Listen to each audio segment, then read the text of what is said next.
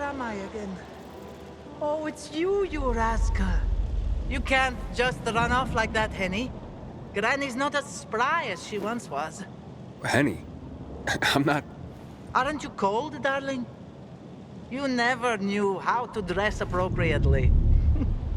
I remember back in preschool how you would put your undies on your head. I'm sorry, but I think you're mistaking me for somebody. It's about time you made it back here, Henny. I'm feeling a bit out of sorts today. Why am I even standing here? Aha! Did you get... Do you have those, Help me out here, Henny. I'm sorry, I'm Aiden. Aiden. And I really have to get going. Pills. That's it. You were supposed to bring me my pills. Ran out this morning. And my mind's all sort of foggy. I'd like to help, but Okay, let's see. I'm sorry, Grandma. I forgot to pick up your pills. Can you remind me which pharmacy I have to go to? God, I've forgotten everything. Ah, I know. This group of nice boys came this morning for coffee. No, it was for tea. And they made me... I lent them my last bottle. They had such funny masks on their faces. You were robbed by renegades? Ah, yes. That might be what they called themselves. But they were nice boys. All right, don't worry, Grandma. I'll ask those boys to give it back. Where did they go after that? Somewhere over there. To those abandoned apartments behind me, I guess. Darling, don't you boys get up to too much mischief together. I'll be waiting with a hot cup of tea by the windmill south of the VNC Tower.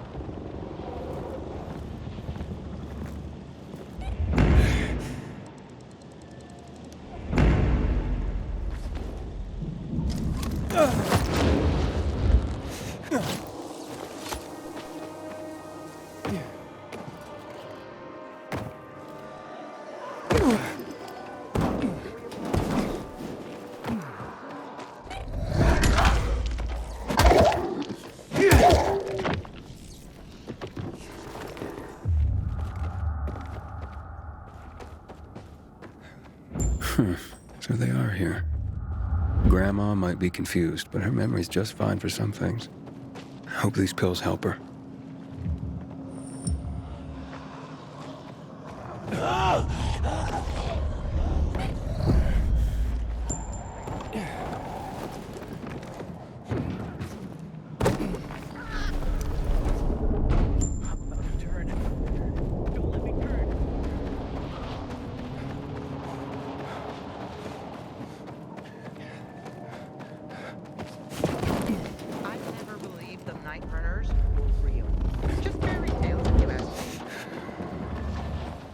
Here you go, ma'am.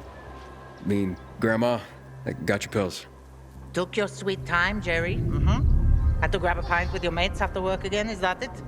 You could have let me know before we got married. The day were your true loves. Well, here's your tea. See what kind of wife you have? Oh, the best kind. And after a hard day's work, a pint with the guys is a pardonable offense, isn't it? Take this, darling. You'll feel better. That's so sweet you brought them, Aiden. Wait. So, you remember my name? You know who I am? Oh, my. Oh, all right. I might have exaggerated my memory problems a little bit. One can get used to this epidemic, even to the infected. But to loneliness? Never. What's the point of surviving if I have no one to share my life with? And you. Do you have a grandmother still alive? Do you drop by for tea with her? Never had a grandma. Truly? Then you do not even know what you are missing. I know so many stories. Would you like to listen? I'd love to. Drop by whenever you feel like it, and I'll be glad to tell you. I'd love to hear your story now. I am Bosnian. I survived the siege of Sarajevo by the Yugoslav army during the war in Bosnia and Herzegovina. It started in '92 and lasted 4 years. The longest and bloodiest siege in the history of Europe after World War II. My mother and I were hiding in the basement. Very tight, very uncomfortable. It was hard to sleep. One day, a boy showed up. He was maybe 7 years old. His name was Daniel. His parents had been killed by mortar shells. Higher up, you could sneak away from snipers, avoiding unprotected streets. But you could never predict where the missiles would fall. It was only a matter of time before Daniel would die. He came by every day, but my mother never suggested that he stay the night. We lacked food, and a third person would have made it impossible to sleep.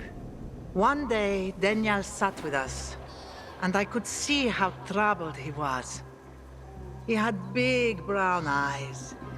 "Can I stay with you?" Mother changed the subject. In the following days, she did that 3 more times, until finally, she let him stay. Might she change her mind? I asked her the same question. She said, I had to remind myself what it meant to be human. I have remembered that my whole life. When the virus broke out, I sheltered dozens of immigrants. People think of themselves to survive. But they won't survive if they think only of themselves. Wow. I never thought about it like that. I'm glad I met you.